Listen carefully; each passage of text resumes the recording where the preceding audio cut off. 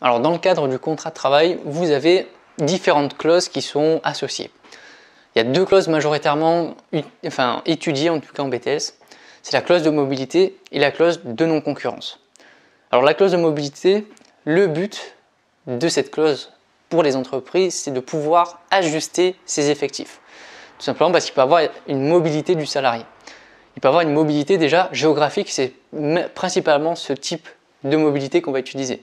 C'est-à-dire qu'on va déplacer le lieu de travail du salarié. Donc bien sûr, il y a un périmètre qui doit être défini pour les salariés puisqu'il y a des conditions de validité de cette clause. Donc bien sûr, le salarié, il le sait dans son contrat de travail qu'il est en tout cas potentiellement mobile sur une certaine zone géographique. Donc il va juste changer de lieu d'affectation, il va avoir le même poste. Ou ça peut être aussi la deuxième possibilité, la mobilité dite fonctionnelle. Donc c'est-à-dire, quand on a une mobilité fonctionnelle, c'est-à-dire qu'on peut changer d'emploi. C'est-à-dire qu'on peut, par exemple, être affecté à un tel rayon en tant que vendeur, mais on peut être aussi envoyé sur un autre rayon complètement différent. On peut changer, donc on peut faire une mobilité fonctionnelle, on peut évoluer en échelon ou rétrograder en échelon. C'est les différentes clauses de mobilité. Maintenant, il y a plusieurs conditions pour être valide et justement, c'est super important à retenir ça parce que le jour de votre examen de droit, on peut vous donner justement en annexe une clause de mobilité et votre exercice de droit, ça peut être d'évaluer la validité d'une clause de mobilité et il va falloir donner ces conditions-là. La première condition, bien sûr, c'est qu'il faut que cette clause soit inscrite dans le contrat de travail. Si vous avez un extrait du contrat de travail que la clause n'est pas inscrite dedans et que justement il y a un problème parce que l'employeur il veut mettre en place cette clause de mobilité mais l'employé il n'a pas envie de bouger géographiquement, forcément l'employeur il ne pourra rien dire parce qu'elle n'a pas été inscrite dans le contrat de travail donc elle n'existe pas.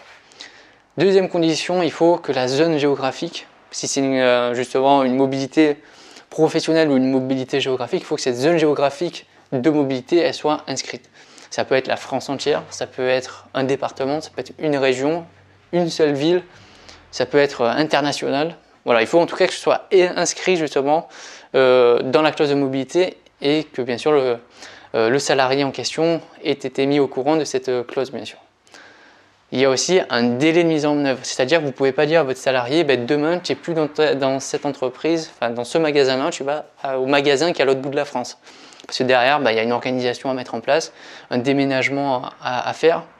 Et la plupart du temps, les déménagements sont pris en charge par l'entreprise. Donc il y a un délai justement de mise en œuvre. Ça peut être de 1 mois, 2 mois, 3 mois, 6 mois.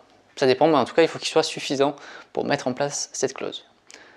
Et bien sûr, il faut qu'il y ait un salaire qui soit maintenu au même montant justement que le précédent poste. Vous ne pouvez pas envoyer un salarié dans une autre entreprise, pas dans une autre entreprise, mais dans un autre magasin du réseau et lui dire on va baisser ton salaire parce que tu n'es plus en Ile-de-France, tu vas en province.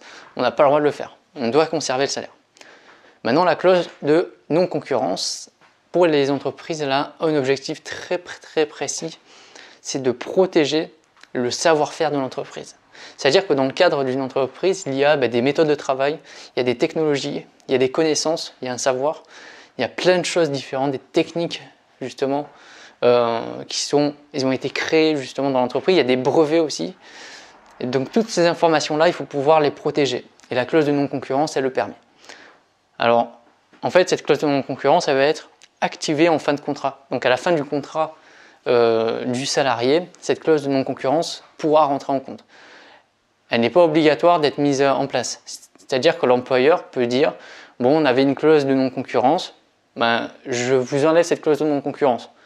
Donc bien sûr, tous les avantages liés à cette clause de non-concurrence ne seront pas perçus par le salarié, à savoir une rémunération, mais aussi tous les désavantages de cette clause ne seront pas aussi associés au salarié, donc ça veut dire que le salarié pourra travailler ensuite librement. Quelles sont les conditions de validité de cette clause de non-concurrence? Évidemment, il faut qu'elle soit aussi inscrite dans le contrat de travail. Il faut aussi qu'il y ait une zone géographique qui soit appliquée. C'est-à-dire qu'on a une clause de non-concurrence qui va vous dire vous êtes par exemple à Leroy Merlin et vous n'aurez pas le droit à l'issue de votre contrat d'aller travailler dans un concurrent qui propose aussi des matériaux de bricolage, des matériaux qui est en lien avec tout l'univers de la maison. Donc c'est une clause qui est quand même assez restrictive. Et donc il peut dire ça peut être juste dans une certaine ville, ou ça peut être juste dans une région. Par exemple, en région PACA, vous n'aurez pas le droit d'aller dans un magasin concurrent de bricolage. Donc ça veut dire que le candidat il peut aller dans le nord s'il veut, donc cette clause justement elle sera bien respectée. Mais par contre il ne pourra pas aller dans un magasin du sud, dans un magasin de bricolage, donc il faut que cette zone géographique elle soit bien inscrite. Il faut aussi qu'il y ait une durée, c'est-à-dire qu'on ne peut pas dire vous n'aurez pas le droit d'aller dans un magasin de bricolage en PACA jusqu'à la fin de votre vie. Ça vous n'avez pas le droit. Bon, en tout cas j'espère que la compensation financière elle est énorme. Mais il faut qu'il y ait une durée de restriction. Ça peut être 6 mois, 1 an, 2 ans, 3 ans. Ça dépend des fonctions. Alors rassurez-vous, pour la clause de non-concurrence, c'est principalement des fonctions de cadre ou cadres dirigeants qui sont visés par ce type de clause. C'est justement des gros emplois avec d'énormes enjeux qui sont visés. Donc cette restriction elle peut durer quelques mois à quelques années. Et bien sûr, ça dépend, justement, c'est ce que je viens de vous dire, du type d'emploi qui est visé. Bien sûr, un emploi de très haut placé, donc il y a beaucoup d'informations qui ont été mises à disposition, donc il faut vraiment bien protéger l'entreprise si jamais cette personne-là part. Et donc, bien sûr, la dernière clause de validité, c'est qu'il y ait vraiment une contrepartie financière à la hauteur des restrictions. Donc ça veut dire que si on a une zone géographique qui est très étendue, toute la France entière par exemple, vous avez une durée qui est très longue, par exemple 2-3 ans, et vous avez une restriction qui est très très contraignante, normalement la contrepartie financière elle doit être énorme.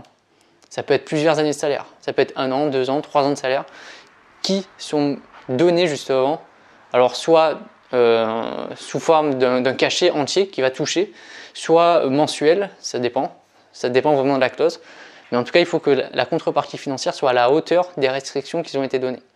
Et donc toutes ces conditions-là, pour la clause de non-concurrence ou de mobilité, il faut vraiment les donner. Et c'est ces types de travail que vous risquez d'avoir à faire dans votre épreuve de droit.